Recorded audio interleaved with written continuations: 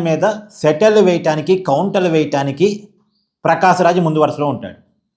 పవన్ కళ్యాణ్ని ఎవరైనా ఏమైనా అంటే వాళ్ళకి రివర్స్ కౌంటర్ ఇవ్వటానికి బండ్ల గణేష్ ముందు వరుసలో ఉంటాడు.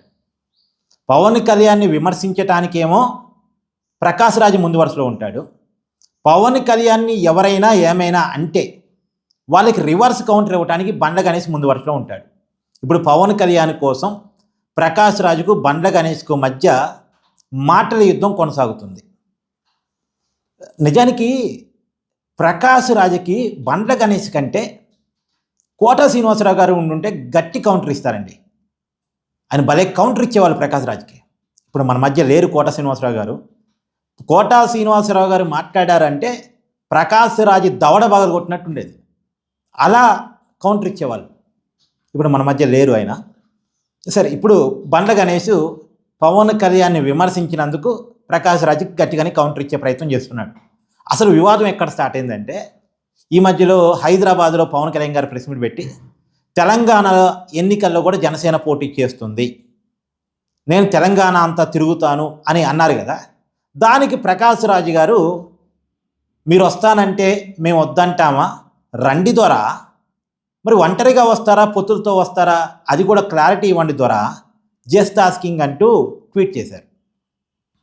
దానికి రివర్స్ కౌంటర్గా బండ్ల గణేష్, ప్రతి దాంట్లో ఏది పెడతావేంటి ప్రకాష్ రాజు, నీకు పని పాట లేదా, అసలు నువ్వు తమిళోడివా, తెలుగోడివా, కన్నడోడివా, ముందు ఆ క్లారిటీ ఇవ్వు అని బండ్ల గణేష్ రివర్స్ ట్వీట్ చేశారు.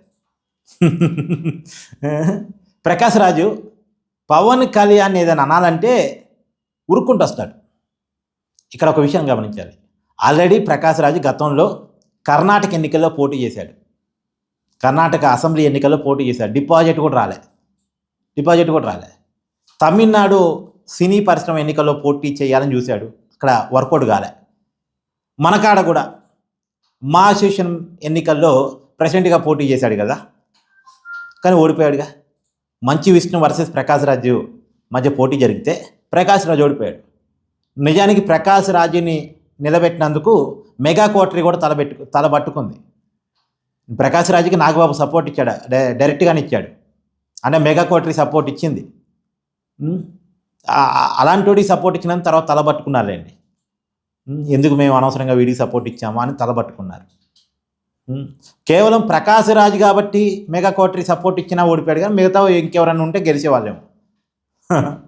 సో ప్రకాష్ రాజు ఎక్కడ పోటీ చేసినా ఓడిపోవటం తప్ప గెలవటం లేదు. ఆయన ఇతర వాళ్ళని క్వశ్చన్ చేస్తూ ఉంటాడు. ఆయన ఎవరు నమ్మరు, ఆయన ఎవరు విశ్వసించరు. Controversy care of address.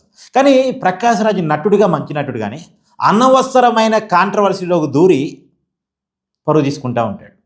ఈ వీడియో చేసే ముందు మా కెమెరామెన్ కూడా చెప్పిన మాట ఇదే, అన్న ప్రకాష్ రాజు అంటే నాకు మంచి అభిమానం ఉండేది, కానీ అతను మాట్లాడిన మాటల వల్ల అతని మీద అభిమానం పోయింది అని. నిజమే, ప్రకాష్ రాజు మంచి నటుడు, నో డౌట్ ఎట్ ఆల్. కానీ అనవసరపు వివాదాల్లోకి దూరి తన పరువును తానే తీసుకుంటూ ఉంటాడు.